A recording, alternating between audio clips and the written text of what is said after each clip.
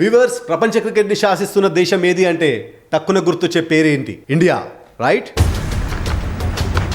Straight one and gone. Caught a third slip. What a shot. What a shot. Ball. Finds the gap. Oh, the offside, giving himself room. What? The president of the ICC. అలాంటిది 50 ఏళ్ల క్రిందట మన పరిస్థితి ఎలా ఉండేదో తెలుసా? మన players ఎన్ని అవమానాలు ఎదుర్కొన్నారో తెలుసా? అలాంటి భారత్ ఇప్పుడు ప్రపంచ క్రికెట్ని శాసించడానికి ఉపయోగపడ్డ అంశాలేంటి? భారత క్రికెట్ అట్టడుగు స్థాయి నుంచి అత్యున్నత శిఖరంకి ఎదిగిన తీరు ఔరా అనిపించక మానదు. 1983లో ప్రపంచ ఛాంపియన్స్ అయిన మనం ప్రతి ప్లేయర్కి ₹1,00,000 నజరానా ఇవ్వలేని స్థితిలో ఉన్న మన బీసీసీఐ ఇప్పుడు ఎలా 20,000 కోట్ల సామ్రాజ్యాన్ని నిర్మించింది? రండి ఈ వీడియోలో ఆ మిస్టరీని పూర్తిగా తెలుసుకుందాం. Hi hello, welcome to social fares. నేను మీ మహేష్ భూమిశెట్టి. వ్యూవర్స్, నాదొక చిన్న విన్నపం.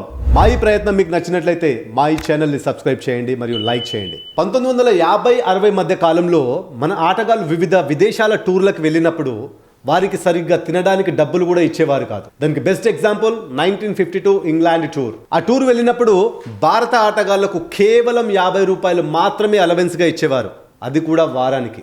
ఎక్కడైతే ఇంగ్లాండ్ మరియు ఆస్ట్రేలియా ఆటగాళ్ళు 5 స్టార్ హోటళ్లలో ఉండేవారో అక్కడే చిన్న ఇరుకు గదుల్లో మన భారత ఆటగాళ్ళు చాలని తిండి తింటూ వారి ఆటను కొనసాగించారు.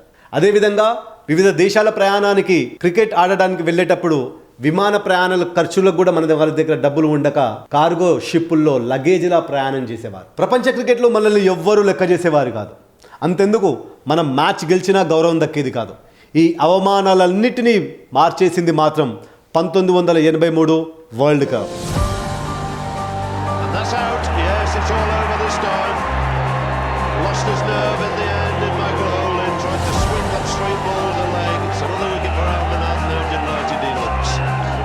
140. Conservation here for a couple down to receive the trophy from Loka, Chairman of the Prudential Assurance Company. 1983 ప్రపంచ కప్ భారత్ గెలుస్తుందని ఎవ్వరూ ఊహించలేదు. అంతెందుకు, మన ప్లేయర్స్ కూడా ఆ కల కనడానికి సాహసించలేదు. దానికి బెస్ట్ ఎగ్జాంపుల్, సెమీఫైనల్స్కి ముందే మన ఇండియన్ క్రికెట్ టీంకి రిటర్న్ టికెట్స్ కూడా బుక్ చేశారట. దీన్ని బట్టి అర్థం చేసుకోవచ్చు మన భారత క్రికెట్ మరియు ప్లేయర్స్ కూడా ఎంత డిమోటివ్గా ఉండేవాళ్ళు. కానీ కపిల్ దేవ్ అండ్ టీం అద్భుతాన్ని సృష్టించారు. పటిష్టమైన వెస్టిండీస్ జట్టుని మట్టి కరిపించి భారత్ తన తొలి ప్రపంచ కప్ని ముద్దాడింది. వరల్డ్ కప్ ఫైనల్లో వివి రిచర్డ్ అవుట్ అయిన క్షణం మన భారత క్రికెట్కి పునర్జన్మనిచ్చిందనే చెప్పవచ్చు. ఆ ఒక్క విజయం మన దేశ క్రికెట్ చరిత్రను మారుస్తుందని ఎవ్వరూ ఊహించి ఉండరు. అది ఒక ప్రపంచ కప్ విజయం మాత్రమే కాదు, అది మన భారత క్రికెట్పై చూపించిన ప్రభావం ఇప్పటికీ కూడా కొనసాగుతుందని చెప్పడంలో ఎలాంటి అతియోశక్తి లేదు. కానీ ఆ తర్వాత కూడా మన బీసీసీఐ ఆర్థికంగా స్థిరపడలేదు. ప్రపంచ కప్ లాంటి పెద్ద టోర్నమెంట్ గెలిచిన తర్వాత కూడా మన ఆటగాళ్లకు సరిగ్గా రివార్డ్ చేసుకోలేకపోయాం. ప్రతి ఆటగాడికి ₹1,00,000 నజరానా ప్రకటించిన తర్వాత కూడా బీసీసీఐ ఆ డబ్బులు ఇవ్వడానికి వారం 10 రోజుల పాటు గడిపి చివరగా లతా మంగేష్కర్ గారి చేత లైవ్ మ్యూజిక్ కన్సర్ట్ చేయించి ఫండ్ రైజింగ్ ద్వారా ఆ డబ్బుల్ని వారికి ఇచ్చింది. ఇది మన బీసీసీఐ పరిస్థితి ఆఫ్టర్ వరల్డ్ కప్ విన్నింగ్. ప్రపంచ కప్ లాంటి పెద్ద టోర్నమెంట్ గెలిచిన తర్వాత కూడా మన బీసీసీఐ పరిస్థితి ఇది. 1983 ప్రపంచ కప్ విజేతగా మారిన తర్వాత భారత క్రికెట్ తలరాతను మార్చడానికి వచ్చాడు మన విజనరీ లీడర్ జగ్మోహన్ దాల్మియా.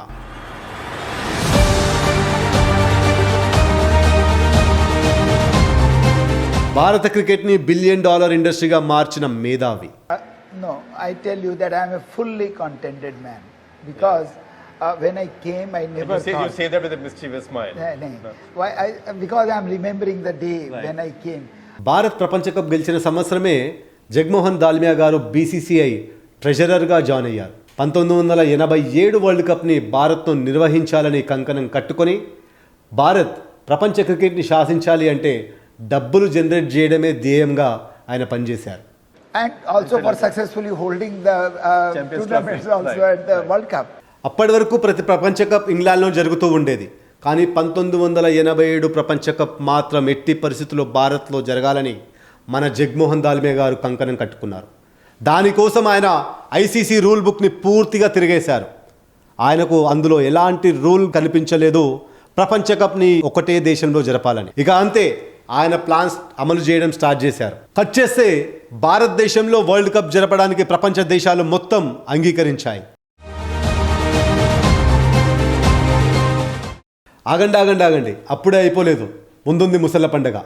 ప్రపంచం మొత్తం ఒప్పుకున్నా మన దేశంలో మాత్రం స్పాన్సర్ చేయడానికి ఏ ఒక్క కంపెనీ కూడా ముందుకు రాలేదు. మన జగన్మోహన్ దాల్మియా గారు ప్రతి కంపెనీకి డోర్ టు డోర్ వెళ్ళి స్పాన్సర్షిప్ గురించి అడుక్కోవడం జరిగింది. అప్పుడే మన ధీరుభాయ్ అంబానీ గారు స్పాన్సర్షిప్ని ఓకే చేశారు. ఈ విధంగా 1987 వరల్డ్ కప్ రిలయన్స్ వరల్డ్ కప్గా మారి ఇండియా మరియు పాకిస్తాన్ హోస్ట్ చేశారు.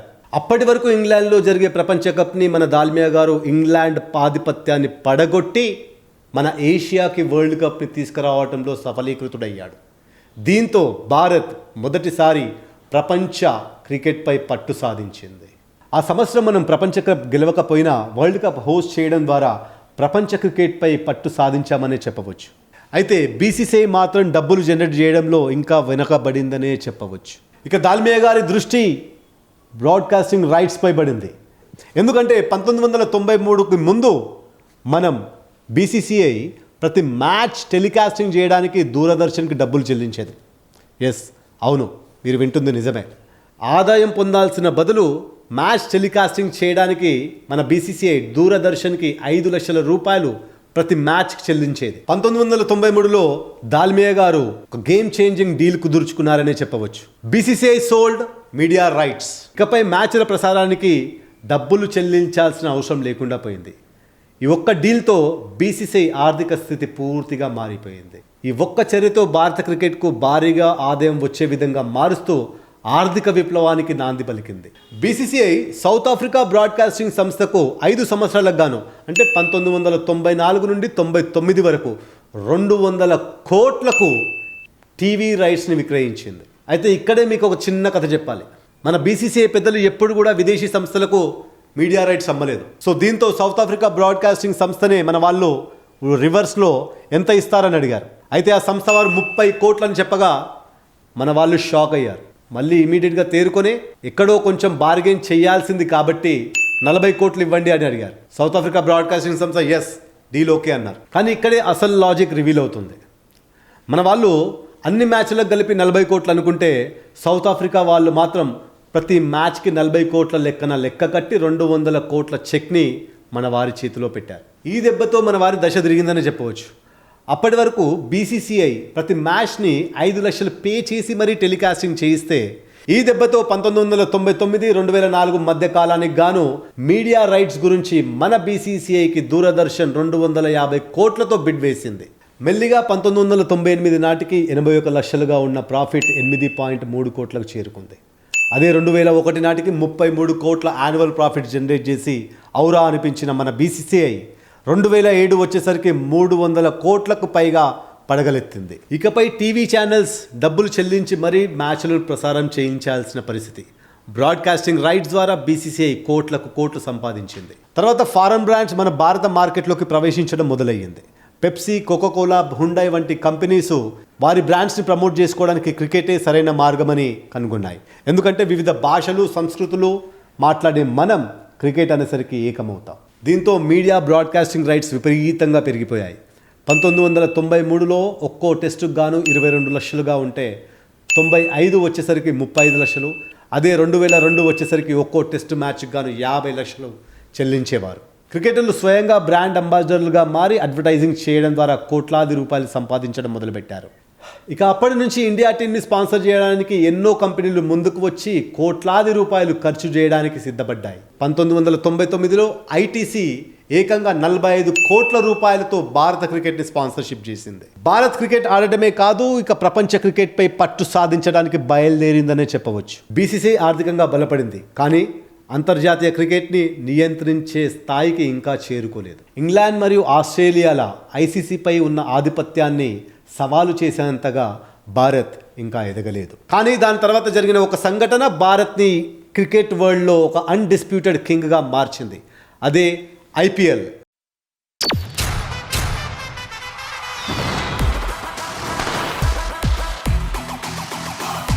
ఇండియన్ ప్రీమియర్ లీగ్ అంటే కేవలం క్రికెట్ మాత్రమే కాదు, ఇదొక $1 బిలియన్ ఎంటర్టైన్మెంట్ ఇండస్ట్రీ.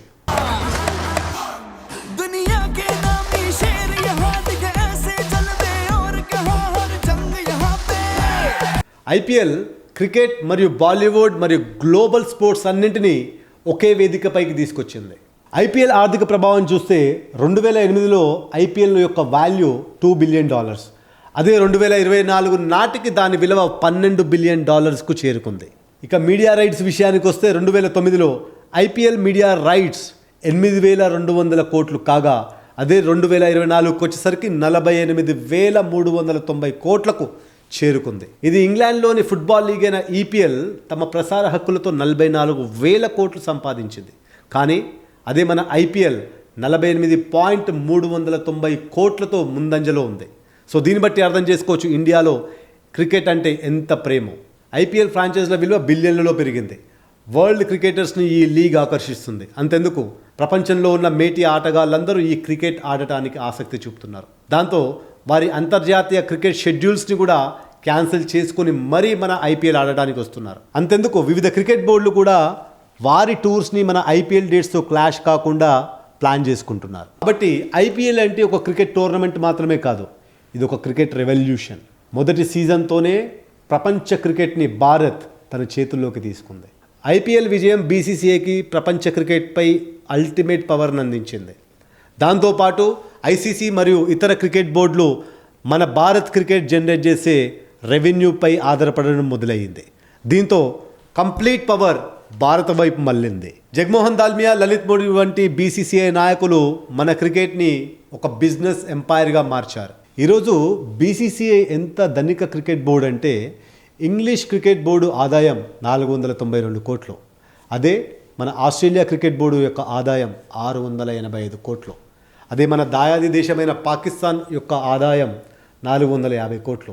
ఇవన్నీ కలిపితే 1608 కోట్లు మాత్రమే. కానీ మన బీసీసీఐ అదే మన భారత క్రికెట్ బోర్డు యొక్క ఆదాయం 20,658 కోట్లకు పై మాటే.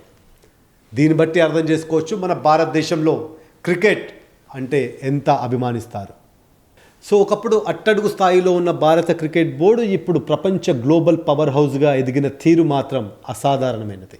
ఒకప్పుడు సరిగ్గా భోజనం కూడా చేయడానికి డబ్బులు లేని స్థితి నుంచి ఇప్పుడు ప్రపంచవ్యాప్తంగా ఉన్న బ్రాండ్స్ వారి ప్రొడక్ట్స్ని ప్రమోట్ చేసుకోవడానికి మన భారత క్రికెటర్లపై ఆధారపడుతున్నారు. ఈరోజు బీసీసీఐ ఎంత శక్తివంతంగా ఉంది అంటే ప్రపంచవ్యాప్తంగా 60 నుంచి 70% క్రికెట్ రెవెన్యూని నియంత్రిస్తుంది. అంతేకాకుండా ఐసీసీ పాలసీస్ని కూడా ప్రభావితం చేస్తుంది. ప్రపంచవ్యాప్తంగా ఉన్న క్రికెట్ బోర్డ్స్ అన్నీ కూడా భారత్ జనరేట్ చేసే ఆదాయంపై ఆధారపడి ఉన్నాయి. భారత్ కేవలం క్రికెట్ దిగ్గజంగానే మారలేదు, ప్రపంచ క్రికెట్లో తిరుగులేని రారాజుగా నిలిచింది. ప్రపంచ క్రికెట్ను నడిపించే శక్తిగా మన బీసీసీఐ నిలిచింది. జై హో భారత్, జై హింద్.